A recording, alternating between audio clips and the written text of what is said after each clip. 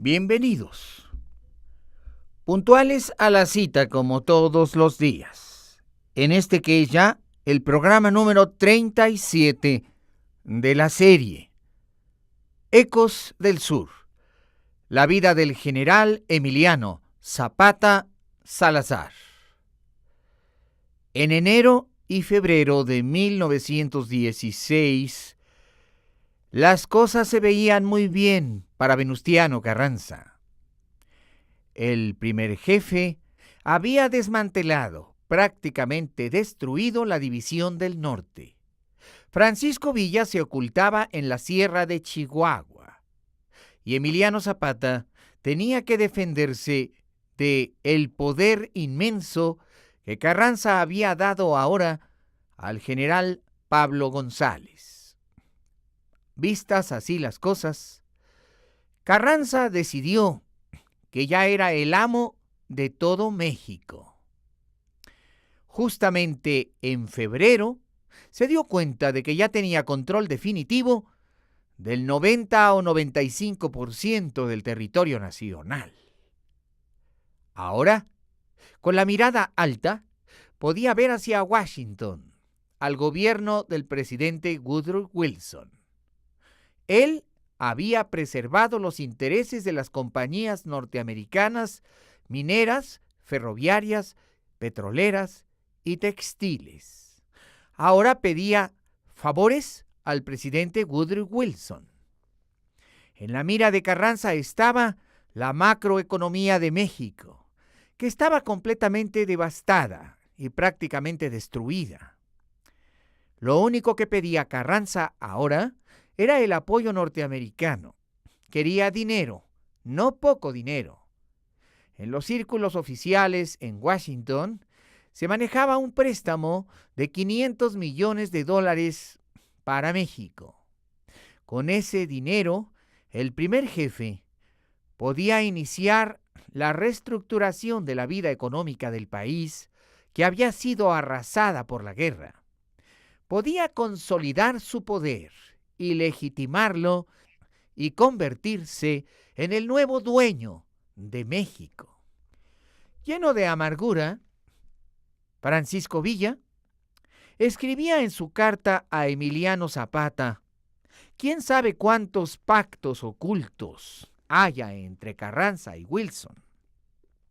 A la letra, el documento decía, quejándose amargamente, que Carranza había vendido México a los gringos y que con esto había obtenido todo el apoyo que ahora era manifiesto.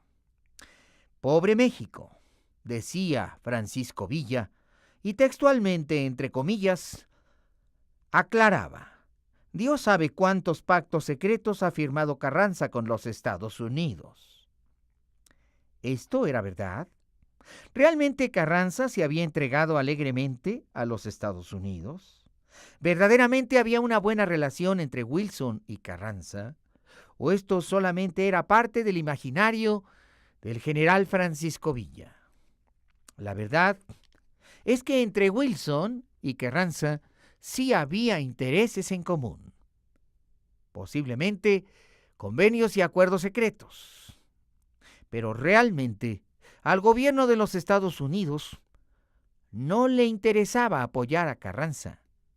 Si lo estaba apoyando, es porque no le quedaba de otra. La verdad es que los norteamericanos no confiaban en ningún personaje de la política nacional que hubiera emanado de las filas de la Revolución Mexicana. Más bien, las ambiciones de Wilson era apoyar a un nuevo personaje, el que surgiera, el que fuera, pero que no tuviera nada que ver con esa revolución, sino que por el contrario fuera un contrarrevolucionario de derecha. Esta persona, el gobierno de Wilson, la encontró en un personaje oscuro de la historia de México, en un general del ejército mexicano que tenía parentesco directo con el antiguo dictador de la patria, con el general Porfirio Díaz, quien, por cierto, ya estaba enterrado en Montparnasse porque unos meses antes había muerto en el exilio en París. Este personaje era el general Félix Díaz, que ostentaba el mismo nombre del general Félix Díaz, hermano de Porfirio Díaz, que había sido héroe en la batalla del 5 de mayo y en su lucha contra los franceses. Pero la verdad es que Félix Díaz no tenía carácter, ni presencia, ni coraje. En realidad, por decirlo así, era un mediocre. Aún así, Félix Díaz, gracias al apoyo económico de Estados Unidos, había decidido levantarse en armas contra Carranza, en una contrarrevolución. Los Estados Unidos tenían su esperanza puesta en este contrarrevolucionario, que se dio a conocer en 1916.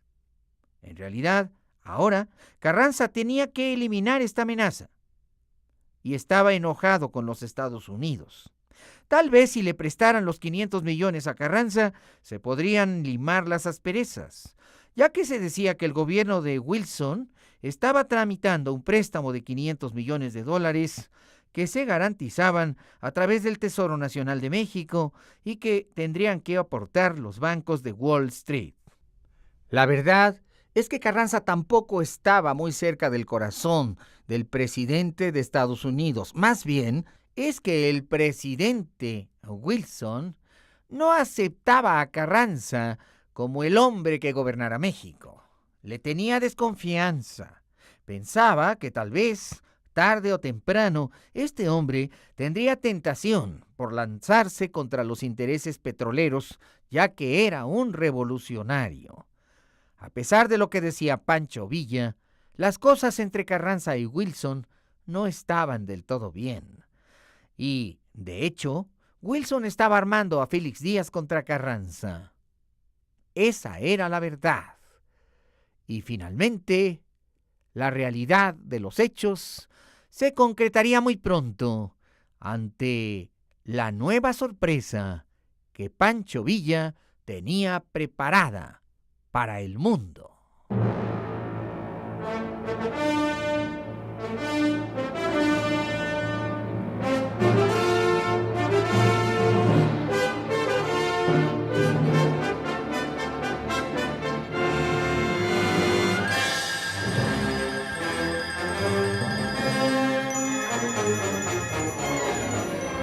Esto es Encuentros con la Historia. Hoy presentamos el capítulo 37 de la serie Ecos del Sur, la vida del general Emiliano Zapata Salazar, al que la gente llamó el caudillo del pueblo.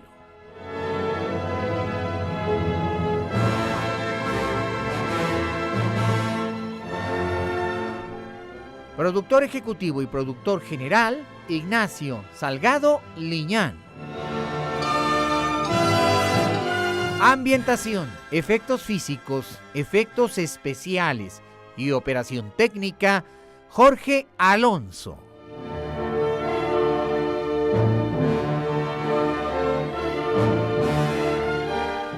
También en la operación técnica, César Arturo Becerril.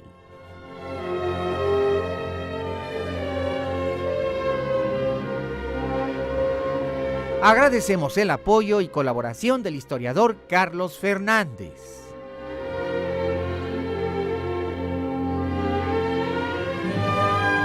Investigación histórica, investigación musical y musicalización, Felipe Saldívar.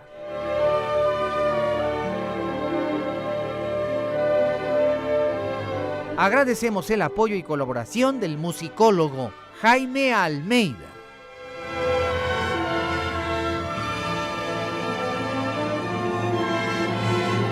Y todos bajo la dirección de tu amigo, el Dr. Pepe Cruz, responsable de la creación y de la redacción del libro histórico. Esta es una presentación de Radio Centro 1030, calidad en tu vida, y también de Grupo Radio Centro.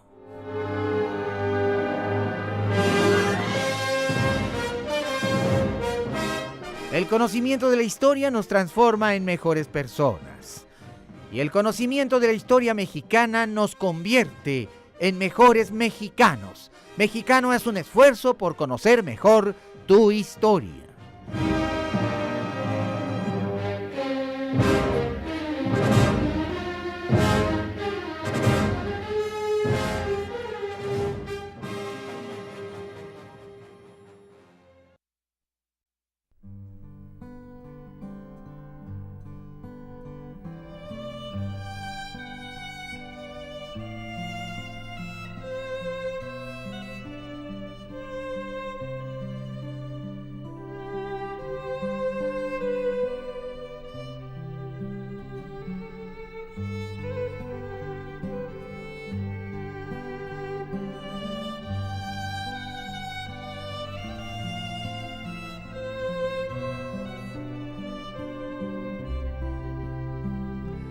Uno de los hombres más representativos de la Revolución Mexicana fue don Venustiano Carranza. Tenía un corazón de hielo. Su cerebro estaba hecho de plomo. Su cara muy rara vez realizaba un gesto. Su mirada, de hecho, podía congelar al que estuviera enfrente. Su actitud hierática e inexpresiva hacía palidecer hasta a sus generales, que le llegaron a tener miedo, o más que miedo, pavor. Tal y así era don Venustiano Carranza. Pero sus méritos eran muchos y muy elevados. Era un estadista en toda la extensión de la palabra. Había nacido para gobernar a una nación.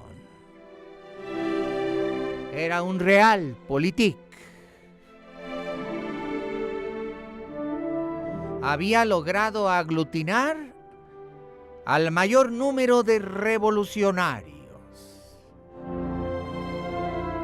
Y tampoco se tocaba el corazón para mandar asesinar a un enemigo. Pero aún así no se le puede calificar de asesino. Tampoco de tirano ni de dictador. Él sabía que su ascenso al poder solo lo podía garantizar la democracia.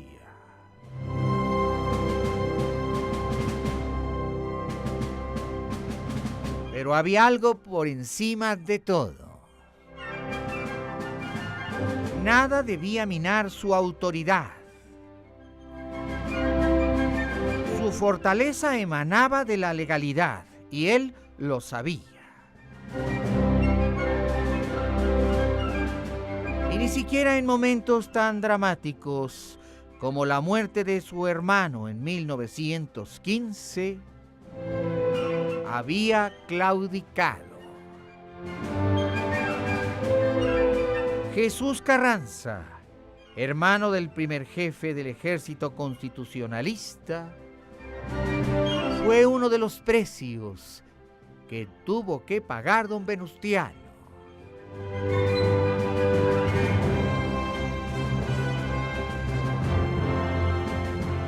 Aún a sabiendas de que podía salvarlo si cedía a las presiones de varios revolucionarios de la región del Istmo de Tehuantepec, se abstuvo de hacerlo en aras de la legalidad y tuvo que asumir su muerte.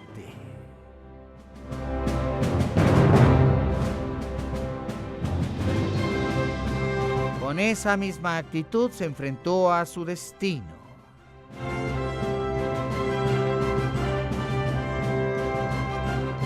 Venustiano Carranza era un hombre de dimensiones colosales, hasta en la muerte.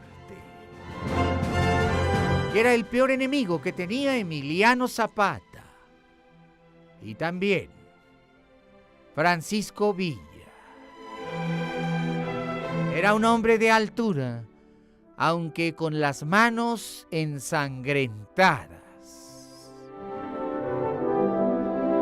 Él estaba decidido a hacer de México una nación poderosa. Tenía el coraje, inclusive, para desafiar a Estados Unidos, para enfrentar al mismo Wilson sin titubear. El presidente Woodrow Wilson lo sabía y de hecho le tenía mucho miedo a Venustiano Carranza. Él sabía que jamás podría manipularlo. Carranza, a pesar de todos sus defectos, no era manipulable. Tenía las cualidades de don Benito Juárez en cuanto a la defensa de su patria. Así que con Carranza había que hablar bien y derecho. Carranza sabía que era el propio Wilson el que estaba detrás del general Félix Díaz armándole una contrarrevolución. Al darse cuenta Woodrow Wilson de que Carranza lo sabía todo, tuvo que abandonar a su suerte no solamente a Francisco Villa, sino también a Félix Díaz. Y esto hizo que Carranza se afianzara aún más en la silla. Mientras que Woodrow Wilson quitaba y ponía presidentes en América Latina, él sabía que en México, mientras Carranza estuviera al frente, esto no podría ser.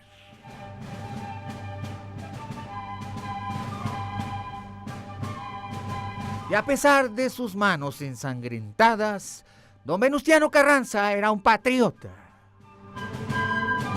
Él pensaba que en política no había que tentarse el corazón y que para eliminar a un enemigo peligroso había que valerse de todo. Inclusive un ejemplar escrito por Maquiavelo, El Príncipe, podía verse en su biblioteca personal. Con actitudes maquiavélicas, Carranza se valía de todo. Pero había un pensamiento noble que daría lugar a uno de los movimientos políticos más importantes de la historia de México. Carranza había decidido convocar a un Congreso Constituyente. Si su autoridad y su poder debían emanar de las leyes, era necesario crear una nueva constitución política. Así nació el proyecto que daría como resultado la creación de la Constitución Política de 1917.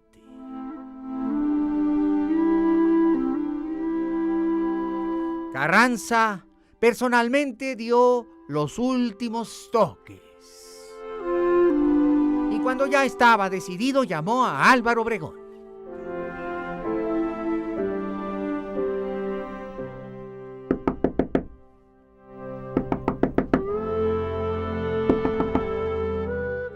Adelante. General Obregón lo estaba esperando. Aquí estoy, señor, a sus órdenes. Mire usted, Obregón. México necesita un nuevo orden constitucional. Creo que los Estados Unidos abandonarán su intento de desestabilización de este gobierno. Pero quiero que aplaste al general Félix Díaz. Quiero que lo aniquile. En este momento es más importante acabar con Félix Díaz que con el mismo Emiliano Zapata. Si ya acabamos con Villa, primero acabe usted con Félix Díaz para que los Estados Unidos entiendan que a México hay que respetarlo. Así le mandaremos un mensaje muy claro a Washington. No quiero que deje a Emiliano Zapata por la paz, pero en este momento es más urgente acabar con la contrarrevolución de Félix Díaz, ya que en unos cuantos días convocaré a la nación a la creación de un Congreso Constituyente para darle nuevas leyes a México. Debe haber paz. Debe desaparecer esa contrarrevolución para que los revolucionarios podamos estar contentos y podemos dar a México nuevas leyes para un nuevo orden. Obregón, simple y sencillamente, con un gesto de saludo militar, se retiró diciendo: ¡A la orden, señor!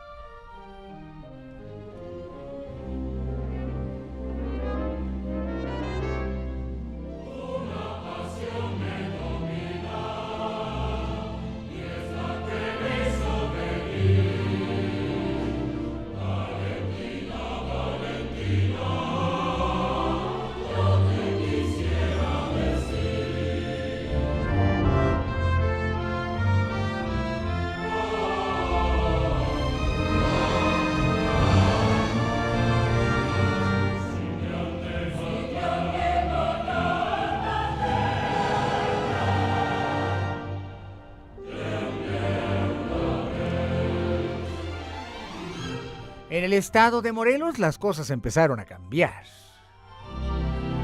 Pablo González tenía que resentir ahora nuevamente el retiro de tropas. Estaba a punto de acabar con Emiliano Zapata, pero ahora, al restarle fuerzas, vería cómo Emiliano Zapata resurgiría.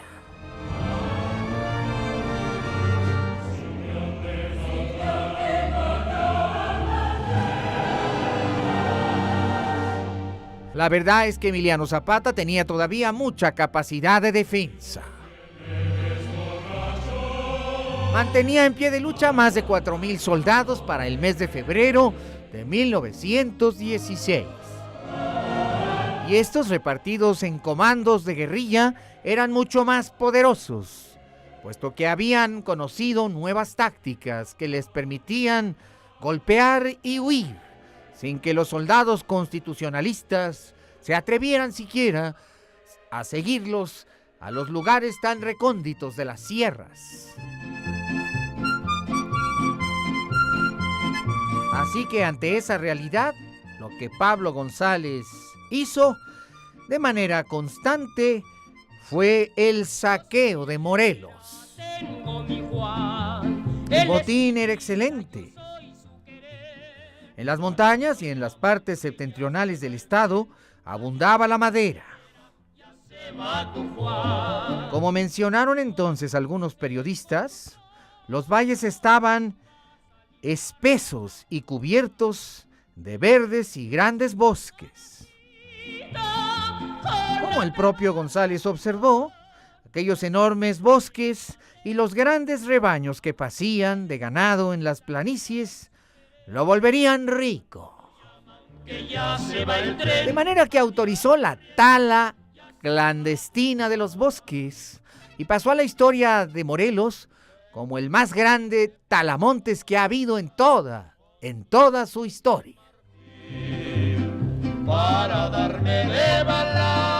Además existían las haciendas azucareras y el cultivo de la caña era próspero.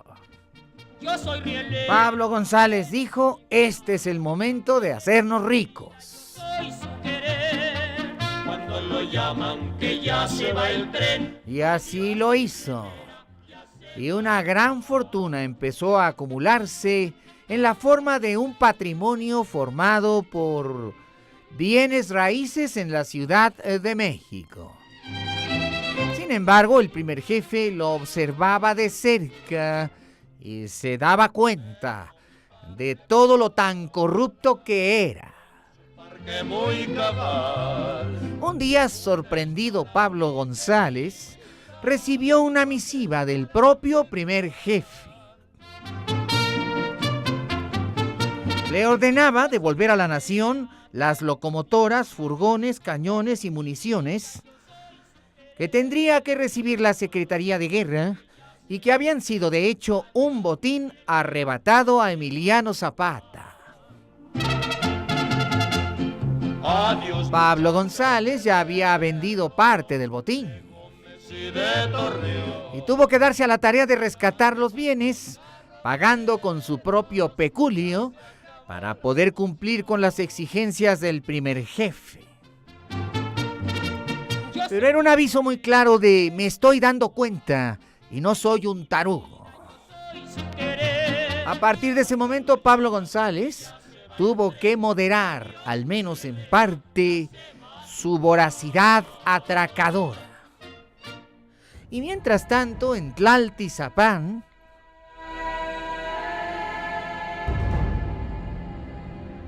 Emiliano Zapata había llegado al pueblo.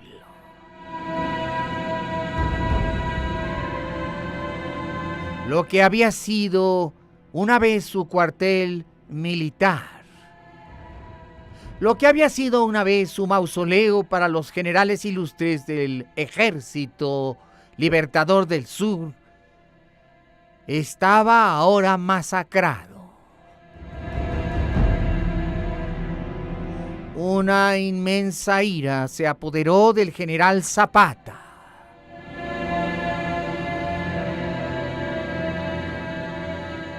Tlaltizapán había sido saqueado. Ahí, el gobierno de Carranza, a través de Pablo González, había decomisado 6 furgones de papel, 3 furgones de carbón y otros minerales, y se había llevado 5,000 barriles de pólvora, cargas de dinamita, nitroglicerina, mechas, casquillos de ácido nítrico. Pablo González no se había conformado con saquear el cuartel general. También había saqueado las casas y había dejado en la miseria a los pobladores. Había arrasado la tierra, echado sal y además había incendiado el pueblo. Los habitantes que quedaban en el lugar se acercaban a él con lágrimas en los ojos para contarle todas sus desgracias. La gente había quedado en la absoluta miseria, pero aún así le amaban, le querían, aún así le defendían, aún así le aceptaban. Y aún así le pedían a sus hijos que se fueran con él para defender su tierra. Zapata, a diferencia de González, era un hombre honorable. No acumulaba riqueza. No se vanagloriaba de nada. Era un caudillo del pueblo. Y Emiliano se acercó hasta la antigua iglesia de Tlaltizapán, que también había sido incendiada ignominiosamente. Ahí estaban los cadáveres de sus mejores hombres. Pablo González ni siquiera a los muertos había respetado. Las tumbas estaban saqueadas y abiertas. La sangre de Emiliano Zapata, aquel noble general, humanitario, aquel hombre justo y correcto, sentía que la sangre le hervía y que le hervía el corazón. Pero Zapata era un hombre diferente, un hombre de principios y de una casta noble.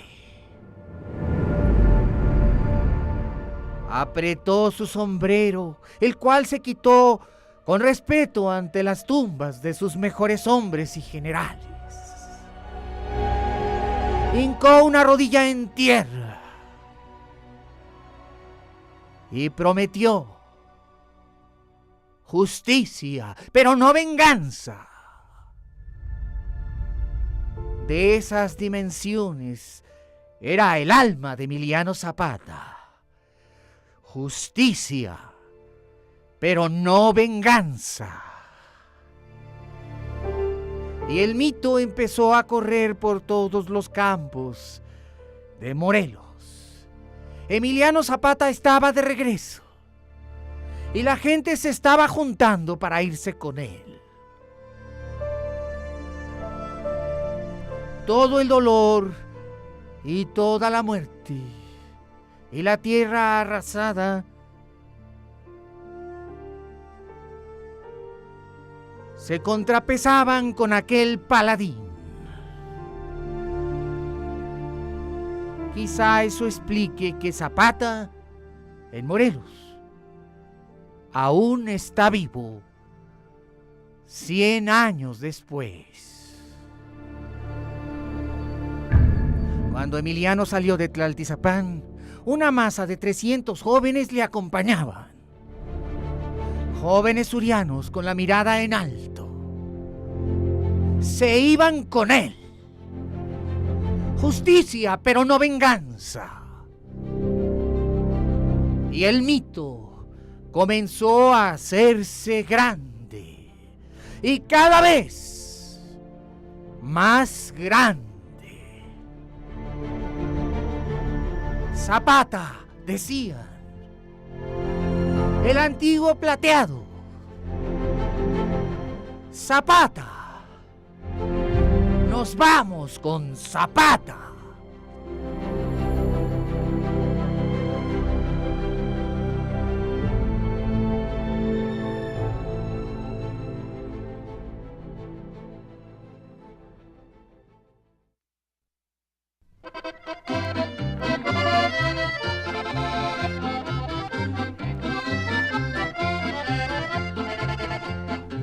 Hoy nuestro México, febrero 23, los mandó Wilson, 6,000 americanos, 3,000 caballos, 200 aeroplanos, buscando a Villa por todo el país.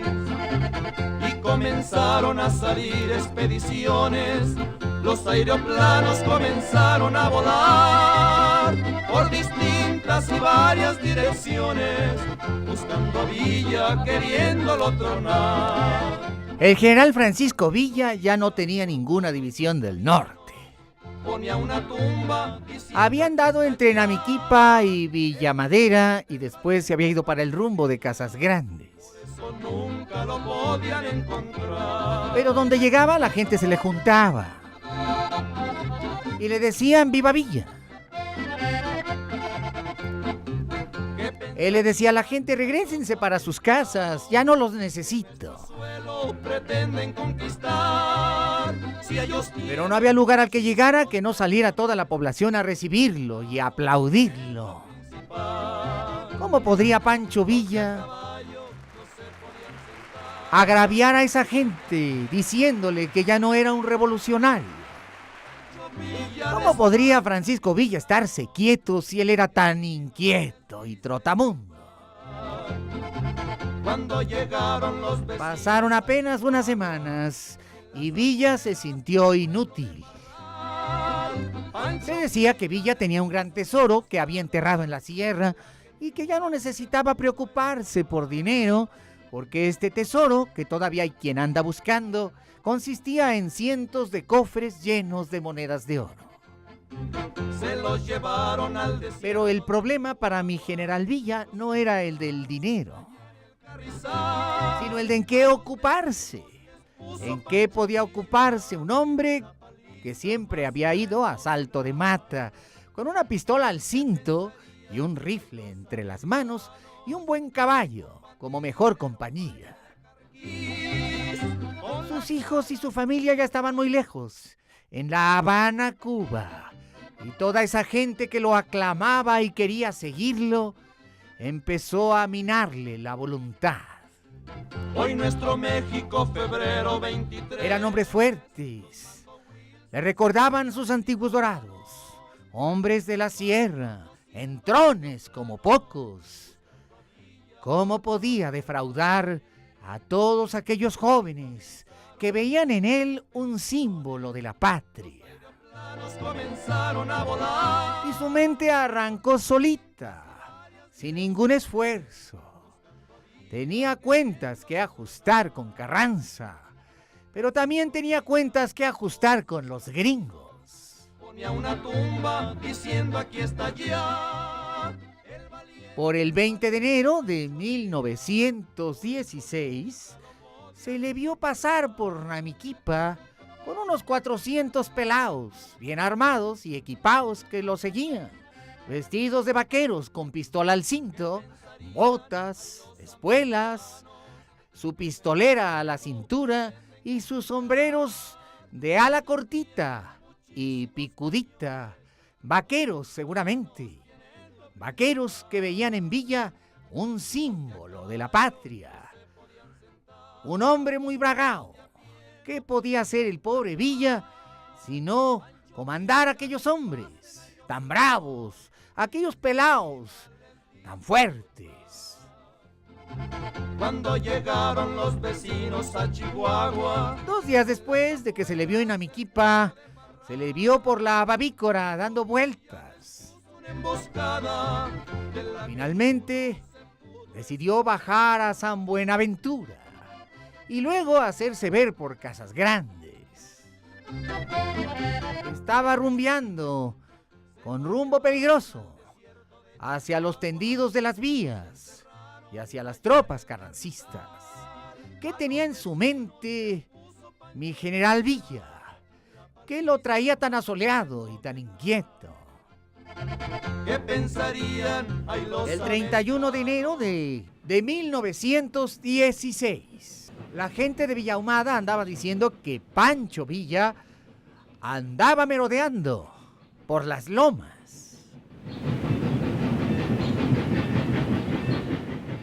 Y repentinamente, cuando el tren se estacionaba, se escucharon de balazos.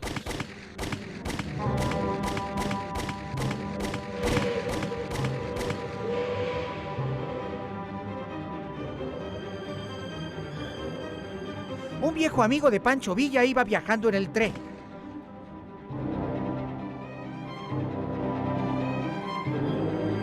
Era el antiguo cocinero de Francisco Villa. Ahora un hombre rico, gracias al general Villa.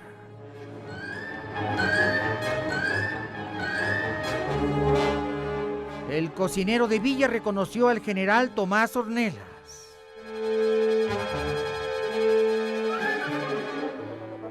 El tren iba lleno de carrancistas y escondieron al cocinero en el cabús del tren.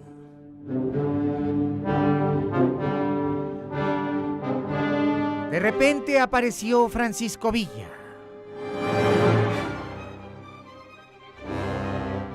El cocinero se asomó por una ventana. Villa ya lo había visto, brincó a tierra, subió al tren, entró al cabús con su pistola en la mano. El amigo de Villa empezó a temblar de miedo y se hizo pipí.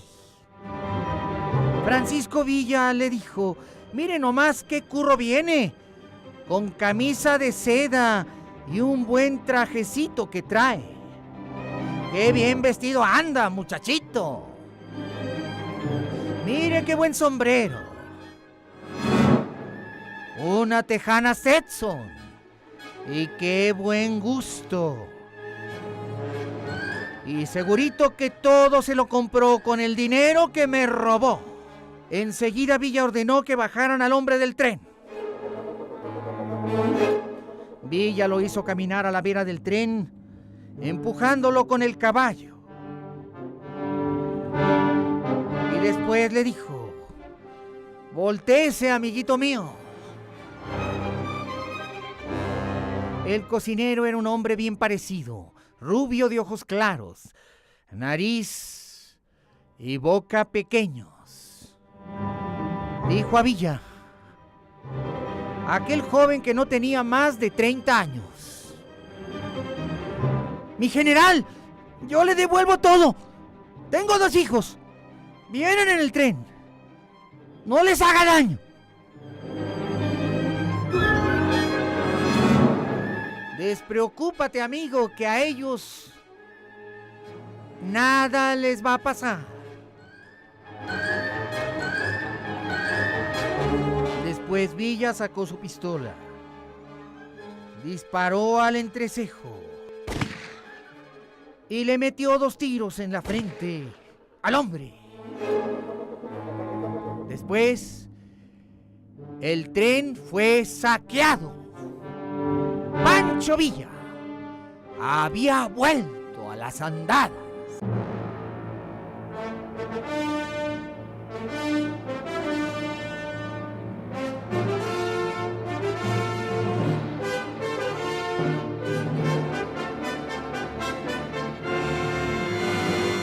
Gracias